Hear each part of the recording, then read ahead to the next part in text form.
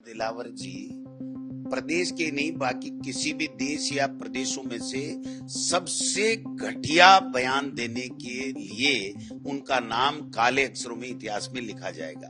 अब भी वो समझ जाएं और माफी मांग करके आरएसएस और बीजेपी को जो उनको बनाने वाले हैं उनको भी अपनी जो है वो क्लियरिटी देनी चाहिए कि क्या हम मदन दिलावर जी के बयान के साथ में हैं, क्या उसका समर्थन करते हैं या उन्होंने गलत बोला हम उनका खंडन करते हैं। कम से कम ये आपस में ही जो अंतर्द्वंद किरोड़ी जी, मदन दिलावर जी, मुख्यमंत्री जी, किरोड़ी जी, ये पहले ही कहीं अपना विरोध कर करा के नहीं कर लें। राजस्थान में 3 जुलाई से विधानसभा का सत्र शुरू होने वाला है और उससे पहले नीट के मुद्दे पर कांग्रेस ऑफेंसिव मोड में आ चुकी है। हमारे साथ बात करने के लिए कांग्रेस के राजस्थान के अध्यक्ष गोविंद सिंह डोटासरा मौजूद हैं।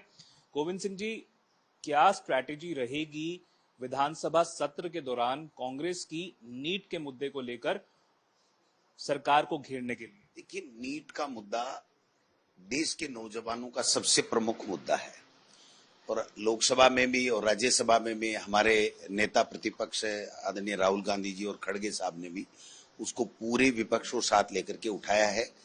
ये बात अलग है कि सरकार उस पर बचती जा रही है, लेकिन मैं ये कहना चाहता हूँ 23 लाख बच्चों के भविष्य का फैसला होना है। पेपर आउट हुआ है। अगर पेपर आउट की कोई बात सत्य नहीं होती तो केंद्र की सरकार सीबीआई को जांच क्यों देती? और जब सीबीआई को जांच देती, रोजाना के रोजाना 4, 5, 6 स्टेटों में धरपकड़ हो रही है, पूछताछ की जा रही है, ये माना जा रहा है कि पेपर लीक हो गया, तो उसके बावजूद सुप्रीम कोर्ट ने इशारा भी कर दिया कि आप फैसला कर लीजिए। उसके बावजूद नहीं करना, नीट के परीक्षा को निरस्त नहीं करना, ये हठधर्मी अन्याय है हमारे युवाओं के साथ में। आपने कहा हठधर्मिता है। 20 लाख से ज्यादा लड़के लड़कियां अभ्यर्थियों का भविष्य ताक पर है। क्या सरकार को साफ करना चाहिए कि क्या उनकी स्ट्रैटेजी है या सोच है, क्या नीट दोबारा से करवाया जाएगा या नहीं? क्या जो असमंजस की स्थिति है उन युवाओं को लेकर उनके पेरेंट्स के अंदर, उसको दूर होना चाहिए तुरंत प्रभाव से। आज की तारीख में देश के प्रधानमंत्री या शिक्षा मंत्री को नीट को निरस्त करते हुए अपनी केंद्र की सरकार की एजेंसी के ऊपर विश्वास वापस पुनः लोगों का जमे, इसके लिए पूरी तरीके से करना चाहिए। सीबीआई की जांच होनी चाहिए, दोबारा एग्जाम होनी चाहिए। सड़क पर उतरकर प्रोटेस्ट किया है नीट के मुद्दे को लेकर, पर विधानसभा सत्र के दौरान क्या रुख रहेगा?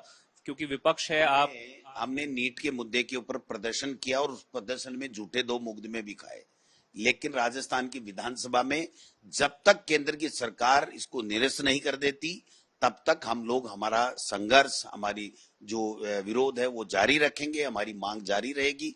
और लोकसभा और राज्यसभा भी नहीं चल रही है तो आप मान सकते हैं कि राजस्थान की विधानसभा में भी हमारे लिए सबसे प्रमुख मुद्दा नीट की परीक्षा कैंसिल कराने के लिए ये डबल इंजन की सरकार तुरंत फैसला ले, इस बात का जोर रहेगा। डबल इंजन सरकार, बार बार भाजपा कहती थी कि विधानसभा चुनाव से पहले कि अगर सरकार आती है बीजेपी की तो फायदा मिलेगा राज्य को, पर जिस प्रकार का बयान शिक्षा मंत्री मदन दिलावर की तरफ से आदिवासी समाज को लेकर, आदिवासी समाज में लोगों को लेकर आया है, क्या ये एक प्रमुख मुद्दा रहेगा? क्या आप इस्तीफा मांगेंगे सदन के, विधानसभा के? दिलावर जी प्रदेश के नहीं बाकी किसी भी देश या प्रदेशों में से सबसे घटिया बयान देने के लिए उनका नाम काले अक्षरों में इतिहास में लिखा जाएगा।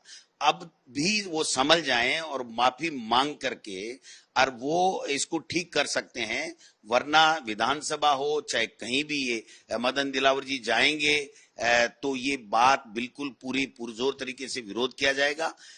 आरएसएस और बीजेपी को जो उनको बनाने वाले हैं उनको भी अपनी जो है वो क्लियरिटी देनी चाहिए कि क्या हम मदन दिलावर जी के बयान के साथ में हैं, क्या उसका समर्थन करते हैं या उन्होंने गलत बोला हम उनका खंडन करते हैं। आज तक नहीं किया, इसका मतलब ये आरएसएस की, बीजेपी की ये सोच है जो आदिवासियों के प्रति इतनी निम्न मानसिकता की सोच है और एससी एसटी के प्रति तो संविधान के लिए जय बोलते ही किसी को टिक्का टिप्पणी करना और डांटना, मैं समझता हूं कि ये पिछड़े, आदिवासी, ओबीसी, दलित, इनके सब के खिलाफ सोच बीजेपी और आरएसएस की सामने आ रही है। आपने कोटा में जो धरना प्रदर्शन किया उसके बाद आपके खिलाफ केस हो गया है दर्ज।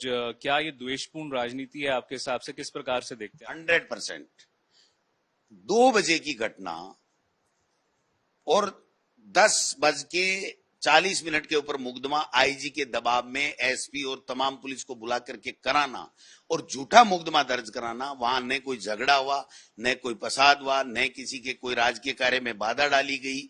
जो विरोध प्रदर्शन का जो आम दिन होता रहा है, जो 5 साल ये करते रहे, हम करते रहे, इसके अलावा कुछ नहीं था। और हमारे नेता प्रतिपक्ष टीकाराम जूली जी, जिनके हाथ के फ्रैक्चर है, वो और हम तो सर्किट हाउस में बैठे थे, उसके बावजूद एक घटना के 2 मुकदमे कराना, ये जानबूझ करके लोगों को डराने की ये इनकी जो प्रवृत्ति है वो है। हम डरने वाले नहीं है, एक नहीं 100 मुकदमे कर दें। प्रदेश के लोगों की समस्याओं के लिए, बिजली, पानी, नीट और जैसे मुद्दों के लिए हम लोग संघर्ष भी करेंगे, धरने प्रदर्शन भी करेंगे और इनके घुटने भी टिकाएंगे। विधानसभा का सत्र अब 1 हफ्ते से कम समय की दूरी पर है। ऐसे में सरकार को कटघरे में खड़ा करने के लिए क्या स्ट्रैटेजी होगी? क्या सड़कों पर उतरेगी कांग्रेस, पर्टिकुलरली नीट के मुद्दे पर, जिसको लेकर लाखों छात्राओं का के मुद्दा हमारे लिए सबसे प्रमुख मुद्दा है, क्योंकि देश के 23 लाख बच्चों के भविष्य का फैसला होना है और ये सरकार की हठधर्मिता है। इसको झुका के रहेंगे, पूरे पुरजोर तरीके से विरोध करेंगे। हम तो चाहते हैं कि जनता के हर मुद्दों के ऊपर हम हमारी बात रखें, लेकिन हमें लग रहा है कि ये कम से कम ये आपस में ही जो अंतर्द्वंद, किरोड़ी जी, मदन दिलावर जी, मुख्यमंत्री जी, किरोड़ी जी, ये पहले ही कहीं अपना विरोध कर करा के नहीं कर लें। हम तो हर मुद्दे के ऊपर, चाहे वो नीट का मुद्दा हो, बिजली पानी का मुद्दा हो, बेरोजगारों का मुद्दा हो, कानून व्यवस्था का मुद्दा हो, तमाम मुद्दों के ऊपर इस सरकार को घेरने का काम सदन में और सदन के बाहर करेंगे। लोकसभा का चुनाव निपट चुका है और उसके बाद कांग्रेस अब आक्रामक मोड पर आ गई है और ये कहते हुए कि नीट का मुद्दा बड़ा मुद्दा है, जिसको लेकर सरकार को सदन के अंदर और बाहर घेरने की कोशिश विपक्ष करेगी। कैमरा पर्सन निखिल शर्मा के साथ मैं देवंकुर वदावन।